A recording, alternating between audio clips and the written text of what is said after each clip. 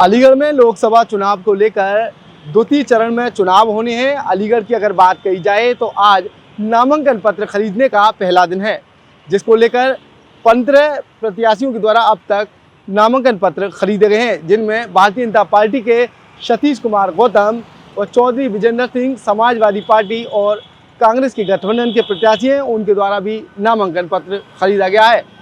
अगर बात बहुजन समाज पार्टी कही जाए तो गुफरान नूर के द्वारा आज नामांकन पत्र खरीदा गया है। साथ ही जो 12 अन्य निर्दलीय प्रत्याशी हैं उनके द्वारा भी नामांकन पत्र खरीदे गए हैं, यानी कि कुल मिलाकर 15 प्रत्याशियों के द्वारा अब तक आज नामांकन पत्र खरीदे गए हैं। 2024 के लोकसभा चुनावों को लेकर जिलाधिकारी अलीगढ़ के द्वारा पूरी तैयारियां कर रखी हैं।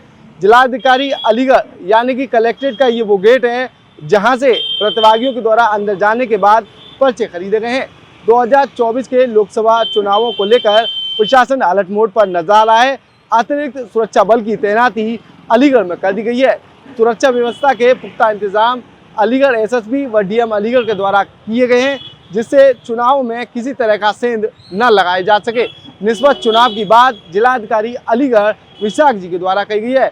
वहीं अगर बात अलीगढ़ के लोकसभा चुनावों के दिलचस्प नज़ारों की कही जाए तो अब त्रिकोणीय मुकाबला अलीगढ़ में फिलहाल नजर आ रहा है। बताया जाता है भारतीय जनता पार्टी के सतीश कुमार गौतम व गठबंधन के प्रत्याशी चौधरी विजेंद्र सिंह, यानी कि चौधरी विजेंद्र सिंह कांग्रेस और समाजवादी पार्टी के गठबंधन के प्रत्याशी हैं, जिसमें बहुजन समाज पार्टी के जो प्रत्याशी हैं गुफरान नूर, ये तीनों त्रिकोणीय मुकाबला अब तक कहा जा सकता है। आगे कोई मजबूत प्रत्याशी सामने आएगा ये तो आने वाला वक्त बताएगा। फिलहाल अन्य 12 और उम्मीदवारों के द्वारा नामांकन पत्र खरीदे गए हैं। हालांकि आज नामांकन पत्र खरीदने का पहला दिन है, अभी दिन काफ़ी बकाया है, यानी कि 4 अप्रैल तक नामांकन पत्र खरीदे जाएंगे। आगामी चुनाव में और कितने दावेदार सामने आएंगे या फिर नाम वापसी के दौरान कितने दावेदार रह जाएंगे ये तो आने वाला वक्त बताएगा।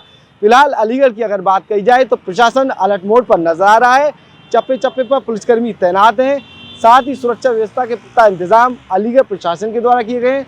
चुनाव निष्पक्ष तरीके से किया जाएगा, ये जानकारी जिलाधिकारी अलीगढ़ की ओर से की गई है।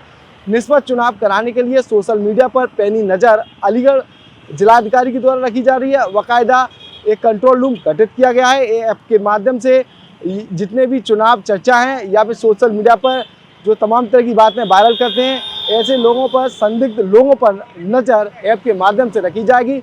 100 मिनट के अंदर अंदर ऐसी अफवाह फैलाने वाले लोगों के खिलाफ जिलाधिकारी अलीगढ़ की ओर से कार्रवाई भी अमल में लाई जाएगी।